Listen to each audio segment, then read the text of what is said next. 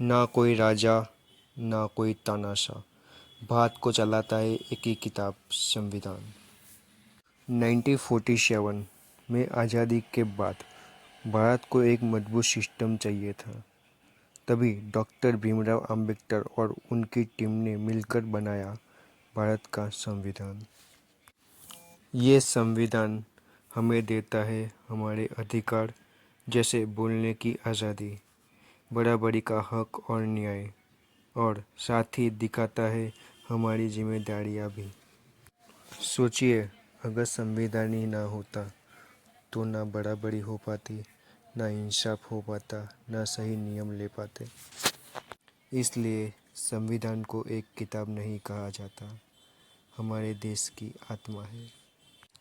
अभी संविधान को समझने के लिए हम आगे बढ़ते हैं। ठीक है, मैं आपको भारतीय संविधान का अनुच्छेद 90, आर्टिकल 90, स्टोरी बेस्ड और सरल हिंदी में समझाता हूँ। अनुच्छेद 90 का मूल अर्थ। अनुच्छेद 90 संविधान का वह प्रावधान है जो राष्ट्रपति और उपराष्ट्रपति के वित्तीय मामलों और राष्ट्रपति के खर्चों की स्वीकृति से संबंधित है। सरल भाषा में यह बताता है कि राष्ट्रपति अपने खर्च और सरकारी खर्च को अपने निर्णय से नहीं चला सकते, बल्कि उसे संसद के पास रखना और स्वीकृति लेना जरूरी है। लेकिन इसे स्टोरी बेस्ड तरीके से समझते हैं, कहानी के माध्यम से समझना। कहानी का नाम राष्ट्रपति राजा और वित्त मंत्री। एक समय की बात है, भारत देश के एक राष्ट्रपति राजा रामलाल थे। राजा रामलाल बहुत अच्छे और न्यायप्रिय थे। वे चाहते थे कि देश के हर काम सही ढंग से हो, लेकिन उनके पास सारे खजाने का उपयोग करने का अधिकार नहीं था। एक दिन राजा रामलाल ने सोचा, मुझे तो अपने महल में नया हॉल बनवाना है, क्यों न सीधे खर्च कर दूं। तभी उनके वित्त मंत्री जी ने उन्हें अनुच्छेद 90 की कहानी सुनाई। हे राजा, संविधान ने तय किया है कि कोई भी खर्च, चाहे वह आपके महल का हो या देश के काम का, सीधे आपके निर्णय से नहीं होना चाहिए। इसके लिए आपको संसद की स्वीकृति लेनी होगी। यह अनुच्छेद 90 में लिखा है।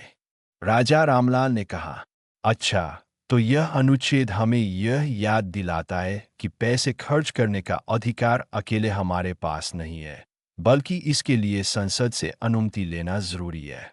वित्त मंत्री ने समझाया, राज्य के खर्च पर नियंत्रण संसद ही तय करती है कि राजा कितनी राशि खर्च कर सकते हैं।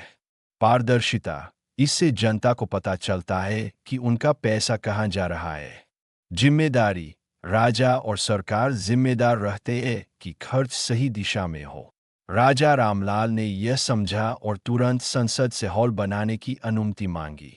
इस तरह अनुच्छेद 90 ने सुनिश्चित किया कि देश में वित्तीय अनुशासन और पारदर्शिता बनी रहे।